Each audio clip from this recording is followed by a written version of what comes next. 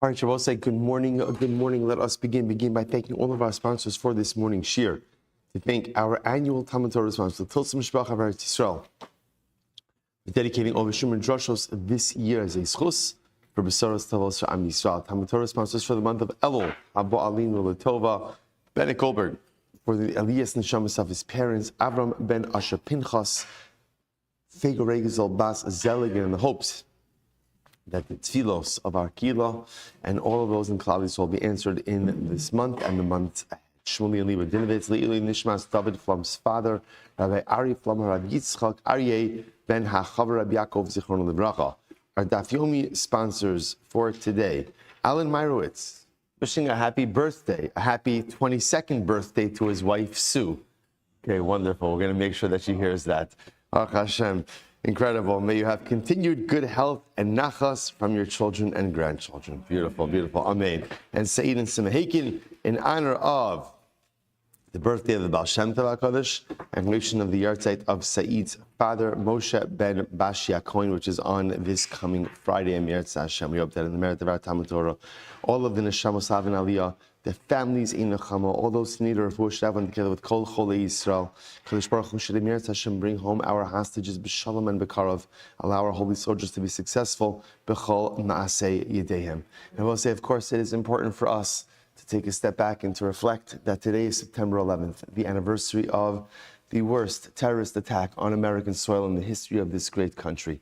And those of us who were alive, those of us who were here that day, those of us who remember that day, remember the mix of emotions, the fear, the uncertainty, and then the incredible moment when that paved the way to beautiful unity and beautiful achdus and a sense of shared mission and purpose to really bring light to a world that was filled with so much darkness.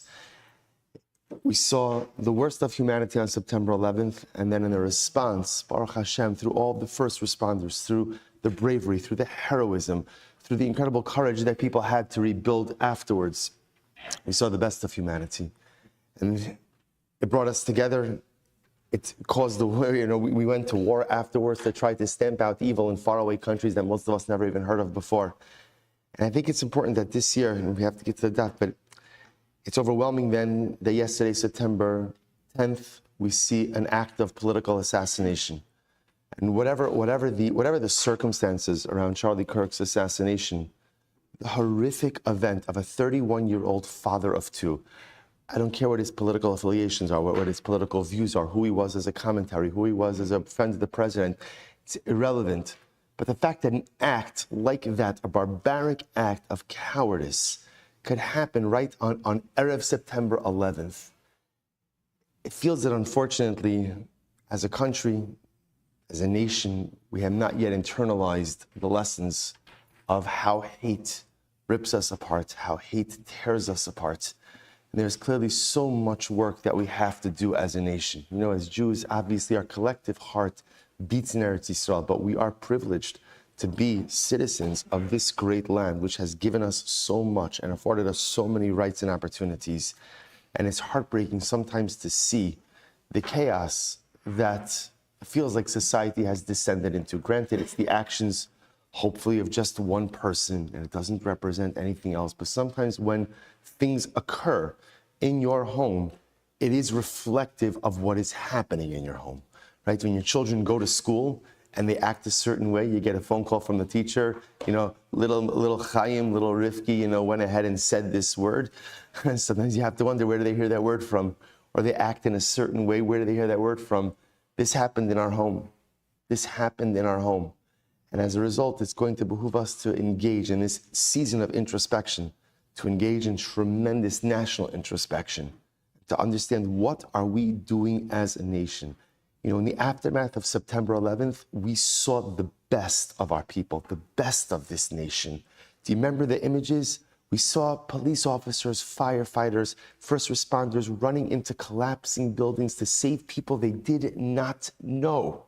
We saw people digging through rubble for days and weeks afterwards in a hope to find survivors. We felt the tremendous unity afterwards.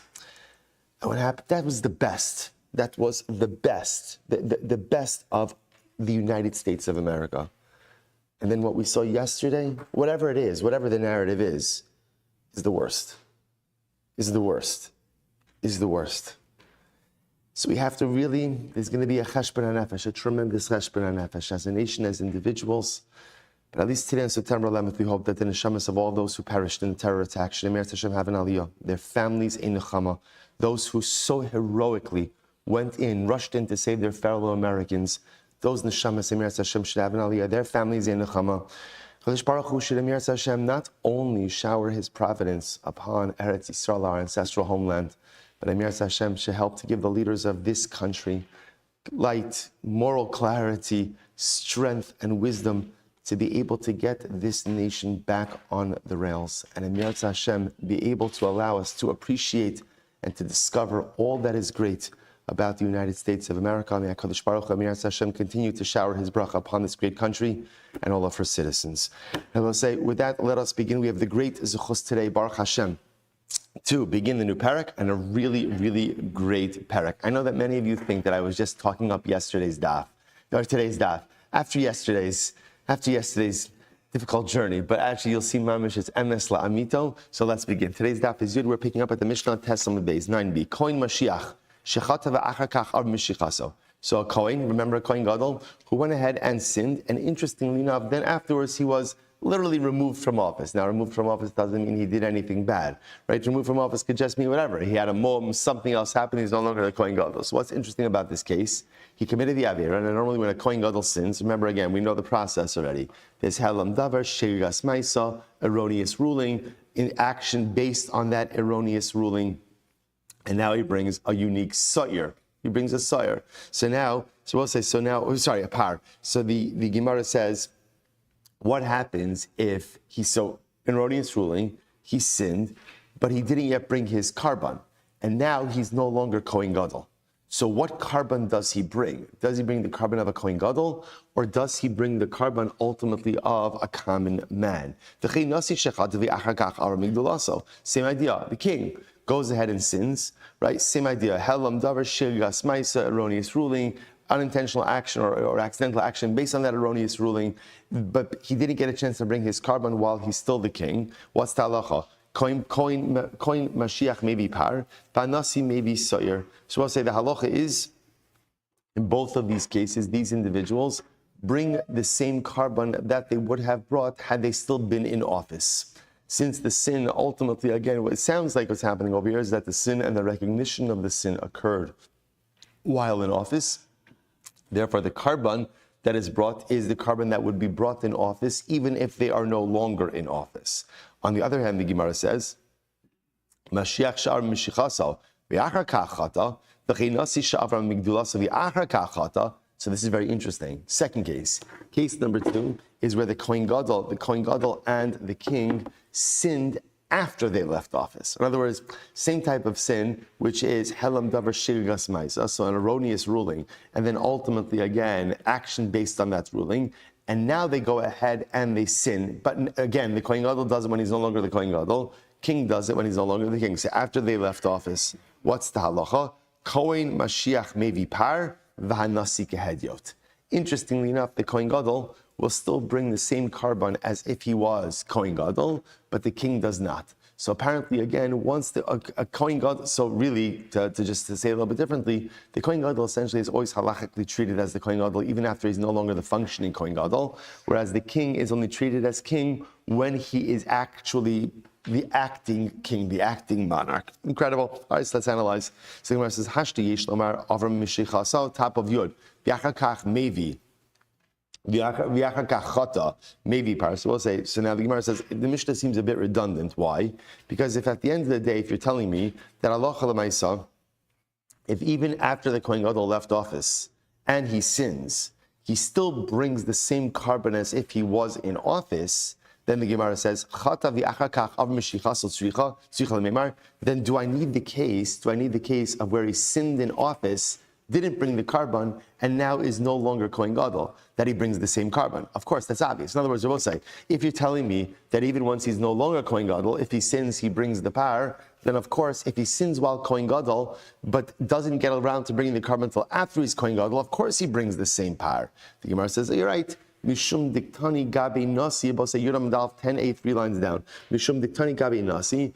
Dichi avar minisiyasa v'achar kachata kehedyot maisi. Ahachi tani gabi mashiach. So I'll say you're right. Einachinami. The Gemara is just trying. The Mishnah Gemara just says the Mishnah is just trying to preserve symmetry. Since the Mishnah spoke about the case, ultimately again, of a retired king, right? A king who's no longer the king, who sinned. And then it will say at that point he is treated just as a commoner. Therefore, the Mishnah just brought the parallel case of a Kohen Gadol who sinned when he's no longer Kohen Gadol, and to tell us that even in that case, chata avar may be par. You're right, Einachinami. You didn't need to say it, but to provide Mishnaic symmetry, ultimately we did it. The Gemara says, "Minahani mili." Where do we know this? So remember, we'll say two cases in Mishnah. Case number one: king and Kohen Gadol sin while they are king and Kohen Gadol, but don't get around to bringing the carbon until they're out of office. So everyone agrees. What's the halacha? They bring the same carbon as if they were in office, right? So the Kohen Gadol will bring his par, and the king will bring his sire. Case two: Kohen Gadol and king sin when they retire. Out of office. So what's the halacha? Kohen brings the same carbon as if he was Kohen Gadol, and ultimately, again, king does not. King brings the carbon of a commoner. So I ask the Gemara, from where do you know this? Namely, that a Kohen Gadol, even after he's no longer in office, essentially still has the status of Kohen Gadol, and therefore will bring the carbon of the Kohen Gadol who made a mistake. So So the pasuk says, "Boss, is actually a very interesting drasha." He will go ahead and bring a carbon for his chet al chataso. Melamed shemevi chataso misha'avar. It teaches us that when he brings his atonement, he brings it for the sin as it would have been committed in the past, which is interesting. So in other words, the Gemara is dashing over here that the Kohen Gadol essentially always retains some element of his status. Shiyachol, because I would have thought, Valo dinhu, there's a kavachomer, umam nasi shemevi b'shigagas maisa, ein mevi chatasu misha'avar. That wasn't interestingly enough. The Gemara quotes over here a couple of interesting kavachomers. I would have thought the following: a nasi brings shigagas maisa. So now, what does that mean? The Gemara is suggesting a nasi doesn't need helam davar; he just needs shigagas maisa. Remember again, this is a machlokes in yesterday's daf. So a nasi doesn't need an erroneous ruling. Ultimately, if you remember, right? Good. Right. So the nasi doesn't need an erroneous ruling. He just needs accidental action. So right, nasi shemevi b'shigagas maisa, ein mevi chatasu misha'avar. Yet halacha l'maisa, once the nasi's been removed from office, he no longer brings his unique nasi carbon. I would have thought Mashiach she'ein mevi b'shigagas maisa ela helam davar m'shigagas maisa lo kol shekein. Then certainly a Kohen Mashiach, who requires both helam davar and shigagas maisa, should not bring the carbon of the Kohen Gadol once he's no longer in office. Talmud lomar v'ikrev al chataso. Therefore, the pasuk says v'ikrev al chataso melamed shemevi al chataso misha'avar. No, he goes ahead and brings the same carbon as if he was in office. V'naisi nami nasi mekavachomer. Why don't you flip the kavachomer? Learn out the nasi mekavachomer. What's the kavachomer? Uma Mashiach shein maybe b'shigagas maisa, maybe chatas misha'avar. So the Kohen Mashiach, who doesn't just bring b'shigagas maisa, right? It's not just an accidental act that's enough to generate carbonic liability. There has to be helam davar, a mistaken ruling. And yet halacha l'maisa, he brings his unique carbon even when he left office. Nasi shemevi chatas b'shigagas maisa, a nasi who does bring his sin offering even with just an accidental act. Eino din shemevi chataso misha'avar. He certainly should bring his unique carbon even after he left office. Talmud lomar asher nasi yechta. We'll come back and we'll see this drasha again.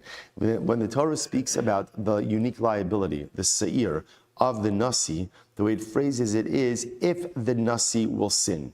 The Gemara says, kishu nasi in, kishu hedyot lo. There's only liability for his unique carbon when he is the king, but if he's no longer the king, ultimately, again, there is no liability. So I'll say, so bottom line, halacha l'maisa, what do we emerge with? So two important pieces of information, two which are four. Number one, if a Kohen Gadol and the king sin when they are Kohen Gadol and king, even if they don't get around to bringing their carbon until they have left office, they bring the same carbon as if they were in office. So therefore, again, the Kohen Gadol will bring his par, the Nasi, the king, will bring his Sa'ir. What happens if they both sinned after they left office? So here's where their paths diverge. Halacha l'maaseh, the Kohen Gadol will still bring the same carbon of a Kohen Gadol. Gemara bases that on the drush of a hikriv al chataso. He will offer up his sin offering as he would have done in the past. The Kohen Gadol, even after he left office. If again, helam davar shigagas maisa, he brings his par. But the king, once the king has left office, he no longer brings the monarch's offering, but rather, again, if he sins, he would bring the same carbon as a commoner. Incredible. Mishnah. Chato achlo nismana, but say that is the reverse case. What happens if Kohen Gadol and king sin before they were appointed to their office, never brought their carbon, and now were appointed to office? So what do they do now? So chatu achlo nismanu. If they sinned before they were appointed, v'achar kach nismanu, then of course they were appointed to their respective positions. Hare'elu ke'adyotos. They're treated like commoners. In other words, since the sin occurred when they were quote-unquote regular people, therefore halacha l'maaseh, their carbonic liability is that of a regular person. Rabbi Shimon says it depends. Im noda lahem ad shelo nismanu chayavim. So interesting, Rabbi Shimon makes this dependent on yediyah, awareness. If they realized their transgression before they were appointed, ultimately, again, then they're chayiv to bring a carbon. Mishen esmano, this is very interesting. However, if they only realized their transgression once they were appointed to their respective offices, then interestingly enough, peturin, they're pater. Reb Shimon says, I remember again, Reb Shimon's logic is like this. And essentially, if they remember before they were appointed to office, great. They did the sin, awareness incurred liability. If awareness only came once they were Kohen Gadol and Melech, so by definition they're in a different state, and Kohen Gadol and Melech cannot bring the karbanos of a hedyot, of a regular person.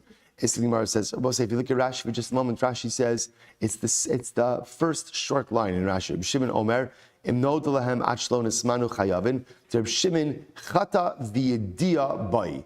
Reb Shimon says, in order for there to be liability, there has to be both the sin and the awareness. So Reb Shimon said like this: if there's sin and awareness before they become king and Kohen Gadol, great, they bring the carbon of a commoner. If halacha l'maaseh, however, there's sin, but awareness only comes after the Kohen Gadol and king, no carbon. Ezehu nasi. By the way, who is this nasi?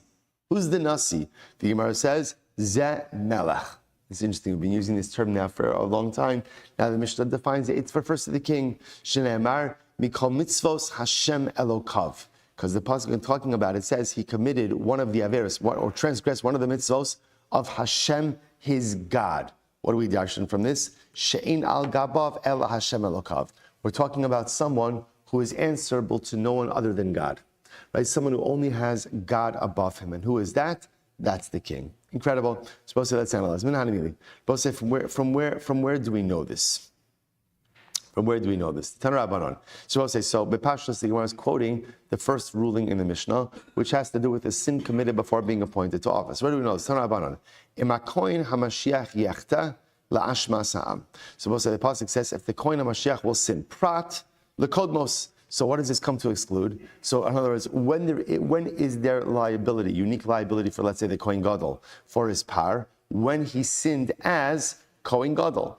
But if he sinned before, then by definition he's pater. Now, whether that means pater in entirety, right, or ultimately, again, just pater from the unique Kohen Gadol's carbon. So that's already a discussion in the Mishnah. So the Gemara says, V'lo dinhu, this is Makav Chomer, Uman nasi shemevi b'shigas ma'isa, ein mevi ala kolmos. Look, right? So ultimately, again, just like the nasi, the king, who brings even just with the accidental act, without helam davar, ultimately does not bring a carbon for sins committed before his appointment to his monarchy. So certainly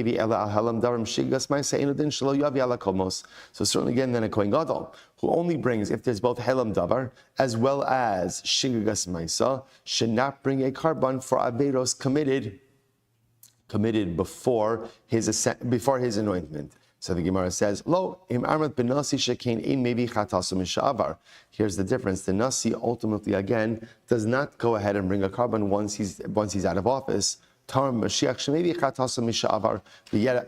the Kohen Gadol does bring the same unique offering even once he's no longer in office. The Gemara says, so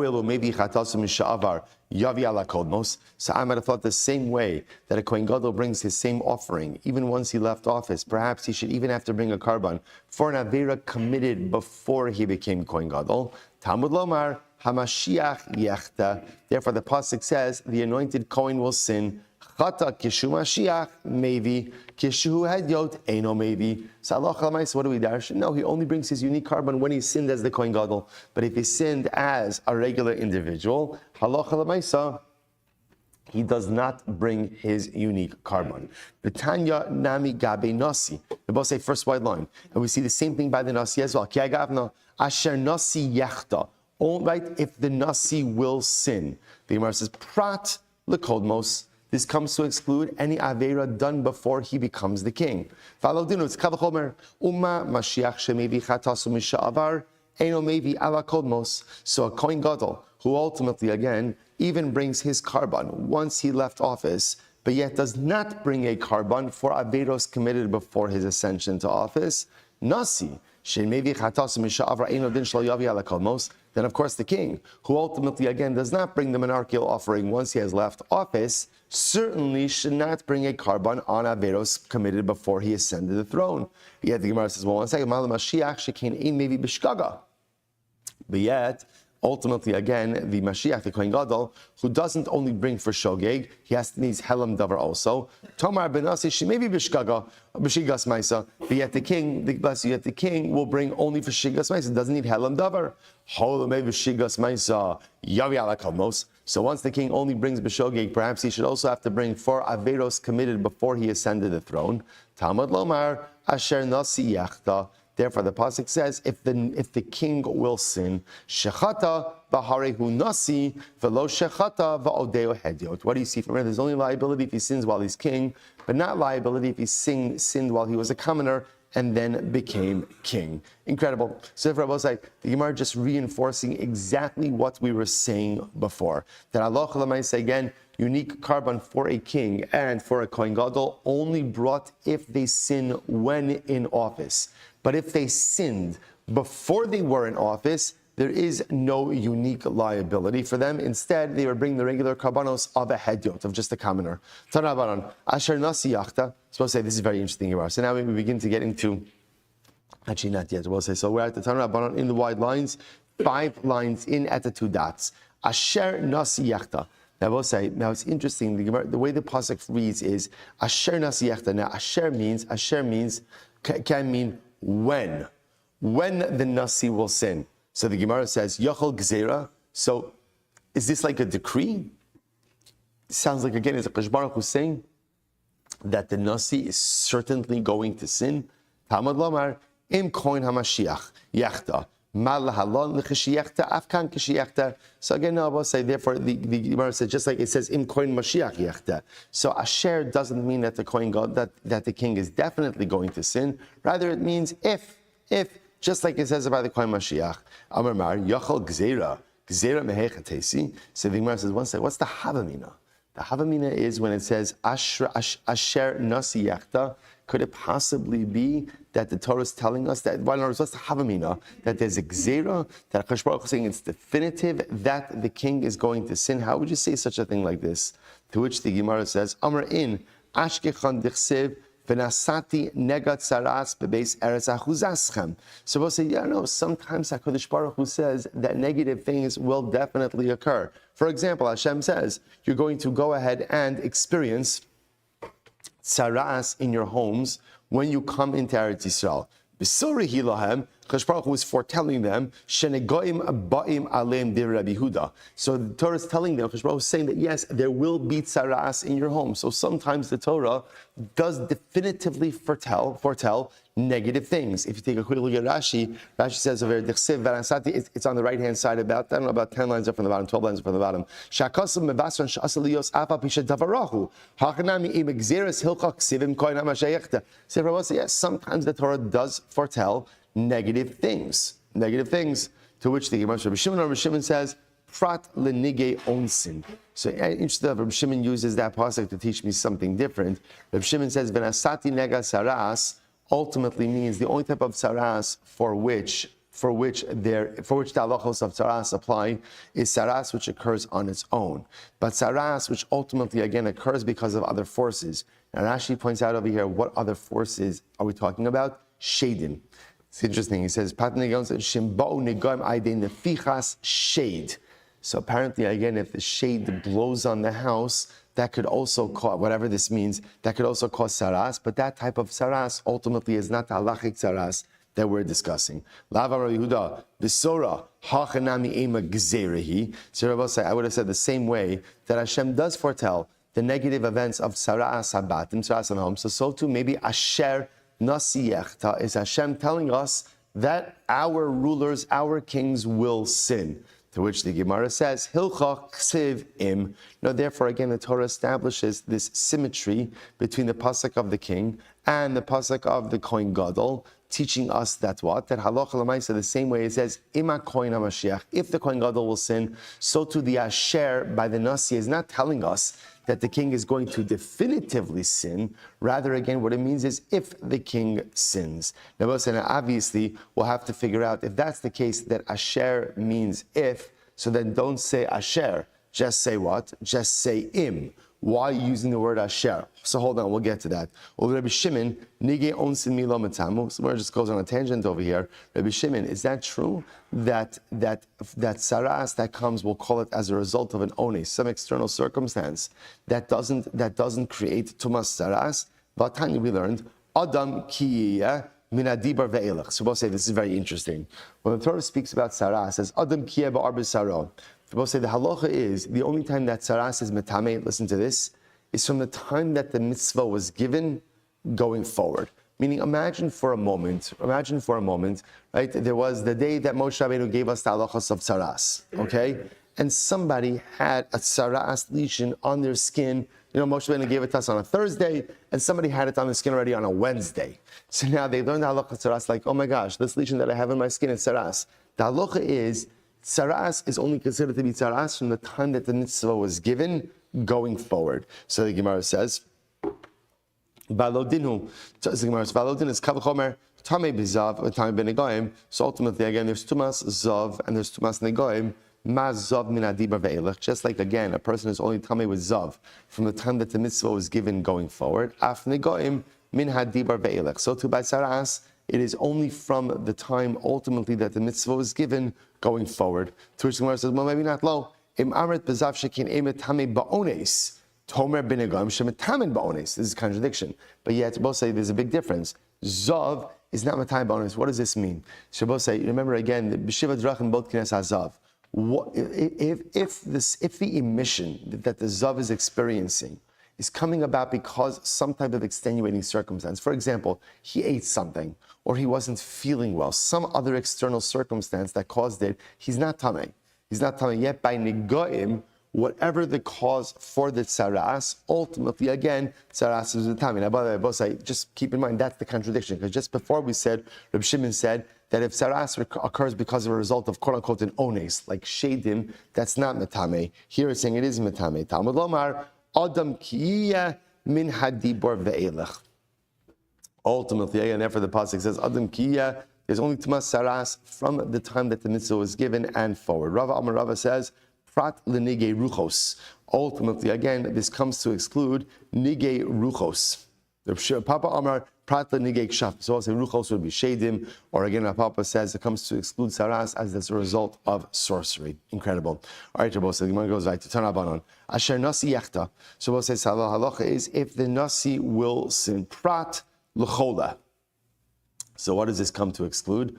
Ultimately, again, this comes to exclude, the Gemara says a chola. The Gemara says, now what this sounds is like this. Torah says, if the king will sin, he brings a particular carbon. Now the Gemara says, prat l'chola, it excludes if the king is sick. So I don't understand. So the king gets sick and he's not the king anymore? What are you talking about? This is very interesting. It comes to exclude a king who got saras. Why do I say? Because what happens to a king who has saras? essentially, he's forced to abdicate the throne. Shneimar vayinoga Hashem es hamelech. So we'll say this is by King Uzziah. King Uzziah was stricken with tzaras. Vayi mitzora ad yomoso. He was a mitzora until the day that he died. Vayisheb bebeis hachavshis. He sat in, literally, beis hachavshis means what? The house of freedom. V'yosam ben hamelech al habayis. And ultimately, his son Yosam took over the monarchical responsibilities. Now, what does this mean that he sat in the house of freedom? Beforehand, was he a slave beforehand? So we'll say, so before we get to this, because this is going to be a tremendously beautiful piece. Before we get to this, what we see over here is that halacha l'maaseh, interestingly enough, a king who has saras cannot practice as the monarch. He is removed from office. Where do you learn from King Uzziah? We'll say, what's the pshat? Makes a lot of sense, because at the end of the day, remember, tsaras comes about because something is amiss, right? Something's broken. So the leader has the greatest obligation to lead by example. Obviously you'll say to yourself, but one second, every single leader has flaws, of course. Every single person has flaws. But we know that there's a difference between the flaws that I possess internally versus the flaws that everyone sees and knows about. So therefore, the Gemara is telling us something amazing. To be a leader, again, one doesn't have to be perfect, but at least klapei chutz, at least on the outside, one has to give off the image of someone who's trying to become better. So if the king is afflicted with saras, which obviously, again, is a very visible display of their shortcomings, such a person cannot be king. Incredible, incredible. I will say, by the way, it's sometimes a very good, sometimes in parenting, parents feel like a little bit hypocritical when they ask things of their kids that they themselves are not doing. Okay, so I will say, I wanted to say something. Most of parenting is about being a hypocrite. Now, what do I mean by that? What do I mean by that? And I will say, of course, we all want better things for our children than we want for ourselves. And that's our avoda, that even if I'm not great in a certain area, I want to propel my child towards that. Now, the difference is, if it's clear and visible that I'm not doing the things that I'm asking my kid to do, okay, so I'm saying to my child, really, it's so important, they have to go to Shia after this, but I'm not going. Okay, so that's hypocritical, it's not going to work. But a lot of times, I know that I have certain inconsistencies, but just because those inconsistencies may live in me, and as long as they live in me and I'm working on it, it's not hypocritical to ask my child to be better. That's called parenting. That's called parenting. And you see that, right? The king has many imperfections. He has many, many imperfections. But Lamaisa, as long as you're internal and no one else knows about it, he could lead, because if he's a growing individual, he can encourage others to be growing individuals. But the moment, ultimately, again, that his faults are public, then he's compromised his ability to inspire and to lead. Same yesod by parenting. You have inconsistencies internally, great. As long as you're working on them, you could still encourage and even push and even demand of your children to excel even in those areas in which you are deficient. But if I'm publicly deficient, I can't ask my kids to do more than what I'm doing klapei chutz. Incredible. So the Gemara goes weiter. Now, both say, now, get ready for this. So now the Gemara says, why does it say that Uzziah was living bebeis hachavshis? What does it mean that he was living in the house of freedom? What does that mean? So we'll say this is a great story. So until now, what? He was a slave, he was the king. Well, so get ready for this. So let's say this is such an incredible story. I am on Yud Amud Aleph. 2, 4, 6, 7 lines up from the bottom. So Rabbi Gamliel, Rabbi Yoshua were on a boat. Bahadi Rabbi Gamliel. And ultimately, again, they were with Rabbi Gamliel. So the Gemara says, what happened? Bahadi Rabbi Gamliel, have a pita. Bahadi Rabbi Yoshua, have a pita v'sulta. Rabbi Gamliel brought bread on the boat, and Rabbi Yoshua brought bread and flour. Great. So the Gemara says, Shalom pita Rabbi Gamliel. So what happened? The boat ride, we're going to see the journey took longer than expected. Rabbi Gamliel finished up his bread. So what happened? Samach asulti Rabbi Yoshua, but Baruch Hashem Rabbi Yoshua brought flour with him. So all the Rabbanim on board were able to be sustained by the flour. Amruleh. Mi havayata havelani kuve kulihai the ases sulta.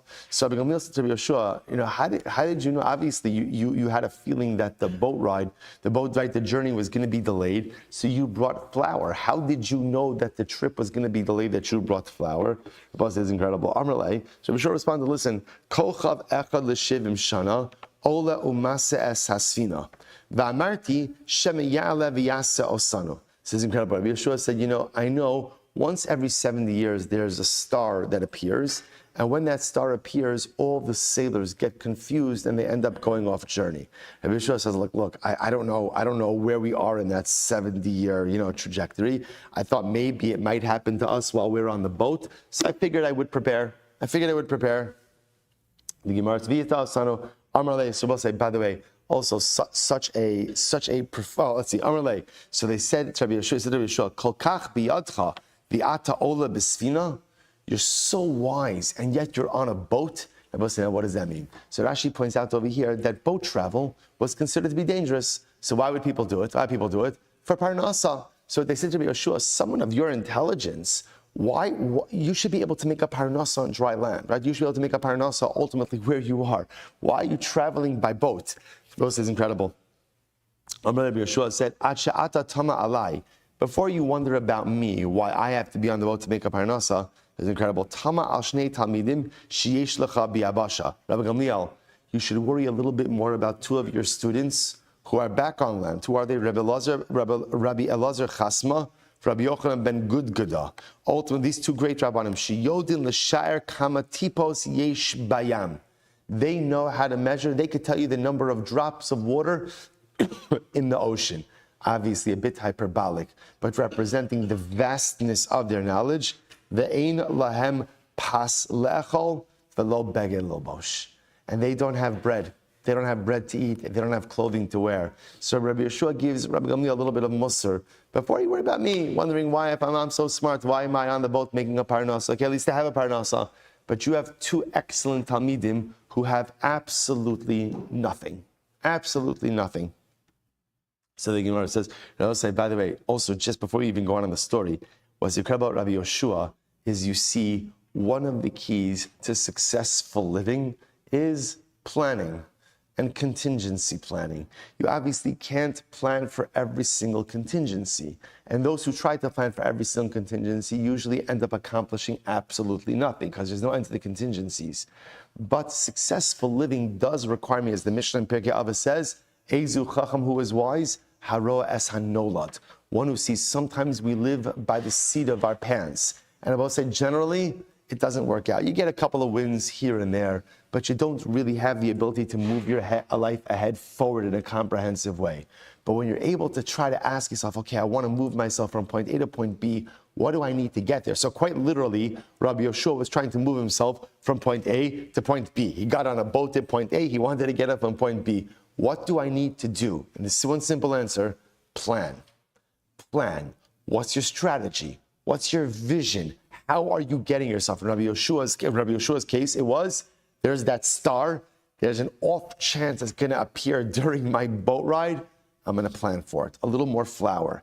And when you plan, not only do you enable success for yourself, but sometimes you even do so for others as well. Incredible. In any event, now Rabbi Gamliel hears about these two destitute Talmidim. So what does he do? So Nasan daitalo shivim berosh. So ultimately, Rabbi Gamliel said, okay, I'm going to give them positions in the community, because positions in the community come with a salary. This way, Baruch Hashem, l'hava parnasa. Says the Gemara, what happened? Kisha'Allah, when Rabbi Gamliel came back onto land, shalach lahem v'lo ba'u. So this is fascinating. Rabbi Gamliel summoned them, right? He summoned Rabbi Elazar Chasma and Rabbi Yochanan ben Gudgada. He summoned them to appear. They did not appear. Wow. They didn't appear to Rabbi Gamliel. So let's listen to this. Chazar v'shalach ubau. He sent for them again, and they appeared. So Rabbi says, so now you understood. Why weren't they appearing? Amar lahem, kimedumin atem shesrara ani nosin lachem. I understand why you didn't appear. You didn't appear out of humility. Why? Because you think I'm giving you such covet. I'm appointing you to communal positions of leadership. It comes with so much covet. Says I'm not giving you covet. Avdus ani no lachem. Right? Positions of communal leadership are not covet. It's servitude. It's a servitude. I'm not giving you glory. I'm giving you servitude. The leader is a servant to the people. Shne'emar, v'ayidabru elav leimor, im hayom tia eved la'am hazeh. So ultimately, again, this pasuk very beautifully is by Rechavam. Rechavam was the son of Shlomo HaMelech. When he became king, he was young. He wasn't sure what his style of leadership should be. So actually, interestingly enough, just it's a fascinating story, he had two different groups of advisors. He had the seasoned advisors of his father, of Shlomo, and he had his friends, who he appointed to cabinet positions. His friends told him, rule with an iron hand. Come out of the gate, show the people who's boss, right? Flex your muscles. His father's seasoned advisor said, be humble and show the people that you're their servant. Show the people that you are there to serve them.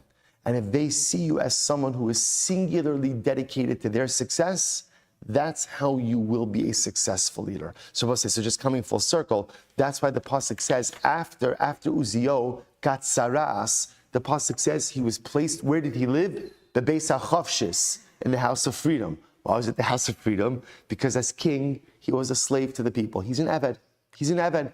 Ultimately, again, when he was removed from the monarchy, that's ultimately, again, when he was free. Rabbi Gamliel wants to give these two guys a position of prominence. They refuse because they think like they're being humble. Like, I don't want the covet. Rabbi Gamliel says, it's not covet. It's not covet.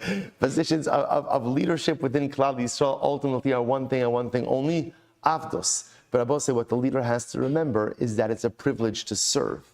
It's a privilege to serve. Remember again, what does the Eved Ivri say when he doesn't want to go away from his master? Ahavti es Adoni, es ishti ve'es banai lo etzei chavshi. There's a beauty in the service. There's a beauty in the servitude, because when the leader knows that he has the ability to make a difference in Klal Yisrael, with all of the difficulty and all of the angst and all of the pain and all of the exertion and all of the stuff that comes with servitude, at the end of the day, to be a servant for Klal Yisrael, ein zuchos gedola mizo. There is no greater privilege. The Gemara goes weiter. So we'll say, now back to the king who sins. We'll say, it's incredible Gemara. Tanabanon, asher nasi yachta. So remember again, we'll say we had this before. The Torah uses this strange lashon of asher. So originally we thought asher means when the nasi will sin, which sounds like the Torah is saying definitively that the king will sin. To which the Gemara already kind of bypassed that, saying that it can't mean that it's exer the nasi is going to sin. So the Gemara said, no, asher really means the same thing as im. They really both mean the same thing if that's really what it is over here. So we'll say, listen to this beautiful Gemara. Asher nasi yachta. We'll say, Yudam base 10b, 3 lines down. Rabbi Yochanan ben Zakkai. Ashrei hadar sha'nasi shalom mevi karban al shigagaso. Wow. Praiseworthy is the generation whose leader brings a sin offering for his Aveira. Isn't that incredible? Praiseworthy is a generation whose king sins, whose leader sins. Im nasi shalom mevi karban, tzarech ata lomar mao hedyot, v'ashigasu mevi karban, tzarech ata lomar mao zdono. So we'll say, why? Because we'll say, if the king is willing to admit his faults, and ultimately, again, bring a carbon, which is a very public thing, then Allah has kama b'kama that will inspire the common man to do the same thing as well. And if halacha l'maisa, again, the king is willing to bring for his shogeg, Allah has kama b'kama, he'll be willing to bring for his mezid intentional avera. So we'll say, this is incredible. Tshuva of a leader essentially inspires tshuva in the followers. So if the king, that's why it says, so interestingly enough, Rabbi Yochanan ben Zakkai is making a little play on words. Asher is really from lashon of ashrei. Praiseworthy. Praiseworthy is the generation who has a leader who sins. Now, say, it has a leader who sins and does tshuva. Right? It's not has a leader who sins. Has a leader who sins and does tshuva.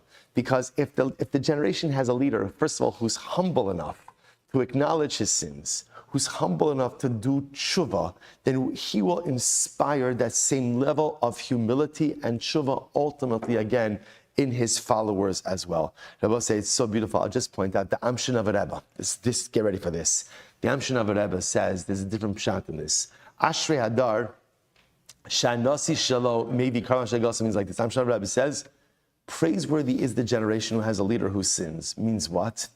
Rabbi say, when we make mistakes, something amazing happens, which is we become much more understanding and forgiving of the mistakes of others. Right? Before I commit an Aveira, so again, I can't understand. This happens all the time. I can't understand how people do certain things. And then the moment I commit an Aveira is the moment that I recognize the fragility of humanity and I become so much more understanding of other people. One of the most important components of leadership is to not be judgmental of your constituency. is to accept the shortcomings and flaws of people. If you can't accept the shortcomings and flaws of people, and every single thing gets you upset, and you always feel wrong, you always see this, you can't lead. You can't lead. A leader has to be able to see the good in his flock with all of their averos, with all their shortcomings. What kind of leader is able to see the good in people despite their shortcomings? A leader who sins as well. Someone who recognizes his own humanity, someone who sees his own flaws, is able to be so much more understanding and accepting of the flaws of others. And a leader like that will be effective in moving his flock, again, moving them forward. Ashrei Hadar, Shanas Shalom. So we have two lessons. So number one, if the leader is about tshuva and is humble enough to do tshuva, his followers, his constituents will do the same. And a leader who sins, thereby recognizing his own fragility, will be so much more accepting of the shortcomings of others. Incredible. Maskiv Rav Berei Draba. So Rava Berei is the kash. Elamiato. The Gemara says, 1 second, Ve'is asher chata min hakodesh yishalim. So it says, here's the issue. Now, the Gemara kind of opened up a Pandora's box. How so? Because the Gemara is darshaning that asher means ashrei. Asher nasi yachta, if the leader will sin. Ashrei hadar, praiseworthy generation whose leader sins. So now, 1 second. Every time the Torah says the word asher really means ashrei, praiseworthy. Well, now we've got big problems. Why? Listen to this. Ve'is asher chata min hakodesh yishalim. And if someone will go ahead and sin regarding the kodesh, so what? That's good? That's a good thing? Ashrei shkoyach?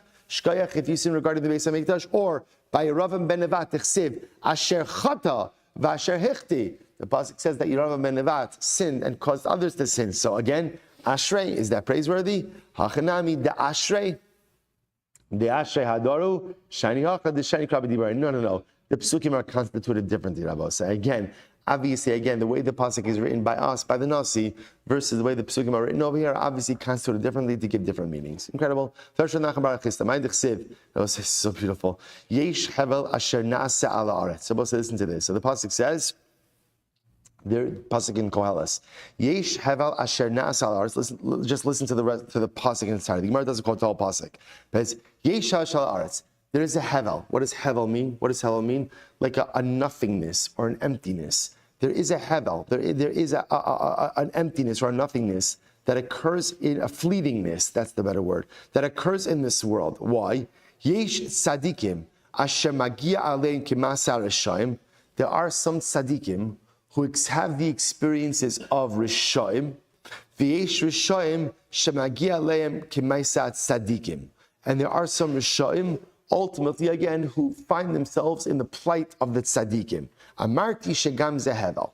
So Shamalach seems to be lamenting the fact, or just pondering the fact, that there are tzadikim who live lives of Rishoim, and there are Rishoim who live lives of tzadikim. So what does this mean? I will say, get ready for this. This Gemara, crazy. The Gemara says as follows: Ashrei l'tzadikim. So listen to this verbiage. Ashrei l'tzadikim shemagia aleim k'maisar Hashem sha'olam haba ba'olam hazeh. Praiseworthy, ultimately again, are the tzadikim. Okay, now listen to this wording. Who ultimately again, I'll just say it a different way. Who live lives, who have the lives that the Rishonim will have in olam haba, in olam hazeh. Essentially, praiseworthy are the tzadikim who have, let me say it differently. I will say what happens to a Rasha, the assumption is a Rasha will have a good olam hazeh and a detrimental or a suffering olam haba. Because every person has mitzvahs, so therefore the Rasha ultimately, again, whatever he needs reward for gets in this world, and the world to come, he goes out and he suffers. So the Gemara is saying like this: a tzaddik ultimately, again, who suffers in olam hazeh, right, like the Rasha's olam haba, praiseworthy to him. So praiseworthy ultimately again to the tzaddik who suffers in this world like the Rishaim will suffer in the world to come. Oy lahem the Rishaim, woe to the wicked, shemagia lem k'maisat tzadikim she'olam haba ba'olam hazeh. Right? Ultimately, unfortunate, woe to the wicked, ultimately again, who have the plight of the tzadikim in olam haba in this world. Or in other words, woe to the wicked who enjoy this world, right? Who have like the joy of the tzaddik's world to come in this world, because ultimately, again, that foreshadows that he's going to be suffering a lot in the world to come. So we'll say, so now here's what's interesting. So this is really fascinating, because what Rav Nachman bar Chisda is saying is like this: that it's good for the tzaddik to suffer in this world. right? That praiseworthy, literally again, praiseworthy to Ashreim Tzadikim, praiseworthy to the Tzadikim who suffer in this world, just like the Rishaim are going to suffer in the world to come. Okay, so Rava says, incredible Gemara. Amar Rava. Rava says, hold up. Atut tzadiki iachli tre alma misani lahu. What's wrong with the tzaddik having a good life in both worlds? Rava says, why? Why? Like in other words, why does it have to be that the tzaddik suffers in this world? Why? Like in other words, why? Why? In other words, his lashon is misani. Is it so bad? Is it so bad if the tzaddik has a good life in this world and the next? Why does it have to be that by definition the plight of the tzaddik is suffering? Rabbi says, you're right. Rabbi says, listen to this. Hashem l'tzaddikim shemagia aleim k'maisar Hashem sha'olam hazeh ba'olam haba. So ultimately, again, praiseworthy to the tzaddikim. Ultimately, let's listen to this. Who have a life in olam haba like the Rishaim have in olam hazeh. Meaning, the assumption is the Rishaim enjoy olam hazeh. So the tzaddikim Yeres Hashem have a beautiful olam haba, just like the Rishaim have in this world. But again, it doesn't have to mean that tzaddikim will suffer, right? The tzaddikim might have a good life in this world as well. Oy lahem the Rishaim, woe ultimately to the Rishaim, shemagia leim kimaisa tzaddikim she'olam hazeh ba'olam hazeh. Woe to the Rishaim, ultimately again, who suffer in this world, sometimes like tzaddikim suffer in this world. Because again, if the Rasha suffers in this world, that means ultimately, again, he's getting punished ultimately in this world and in the next world. So I'll say, a really incredible Gemara. There's so much theology to unpack in this Gemara in general about this distinction ultimately, again, between Rav Nachman bar Rav Chisda and Rava. Ultimately, again, really, the machlokes is in the plight of the tzaddik in this world. So the first approach almost understands that part of the life of the tzaddik in this world is privation and suffering. Whereas Rava says, why? Why? Who says? Who says that the tzaddik can't have a beautiful life in this world and in Olam Haba? They need not be mutually exclusive. Incredible. Let's go back to a little bit. I will say. So Gemara says as follows. Rav Papa, Rav Huna, Braid Rav Yoshua, Azlak made Rava. Rav Papa and Rav Huna, Braid Rav Yoshua came before Rava. Amar Lahu, Ukmisun Masechta Plan Masechta Plan. So Rava said to them, tell me, are you well versed in this Masechta, in that Masechta, in a little fahar? Amru lay in. So they said to him, yes, Baruch Hashem, we're holding these Masechtas. Is Arisu Purta? Listen to this. It says, do you have a little bit of money? You have a parnasa? You're comfortable? Amru lay in. They say, yeah, Baruch Hashem, we're comfortable. The Zabnin Katina Da'ara. Good Jews, we're in real estate. Right? We go ahead and we have a piece of land, and Baruch Hashem, the piece of land supports us. Suppose you hear what's happening over here? He's asking them. So again, Rav Papa is asking these two Rabbanim. Sorry. Rava is asking these two Rabbanim, Rav Papa and Rav Huna, are you learning? Are you good in your learning? You know your Masechtas? Yes. Do you have money? You're comfortable? Yes. To which Rav Papa say, Kare alayu, Ashrayim, Litzadikim, Shemagia aleim, Kemaisar Hashem ba'olam hazeh. Kemaisar Hashem ba'olam hazeh, ba'olam hazeh. Praiseworthy to the tzaddikim who have the lives of Rishaim in this world, in this world. In other words, what Rava was saying was, it doesn't just have to be the Rishaim who are successful in olam hazeh. The tzaddikim could also share in the bounty of this world as well. Praiseworthy are the tzaddikim who have the same type of olam hazeh of the Rishaim. Just like the Rishaim are materially successful, tzaddikim should be materially successful as well. So let's go a little bit weiter. First wide line. Actually, we'll stop over here for today. We'll pick up with this. No, did I not tell you? Incredible Gemara today? Absolutely incredible. I'll say, by the way, this is I want coming attractions. This is going to be great Gemara pretty much to the end of the Masechta.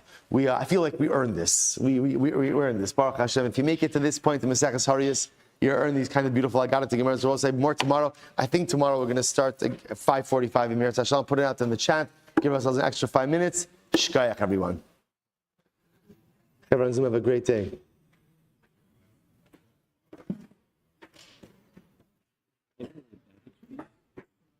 Sorry? Are there baggage fees on the boat? Right, could be. You have to pay for each piece. You have room? You have room in your bag? Somebody put out there. Room for a small package. Yeah. I think it ended on a good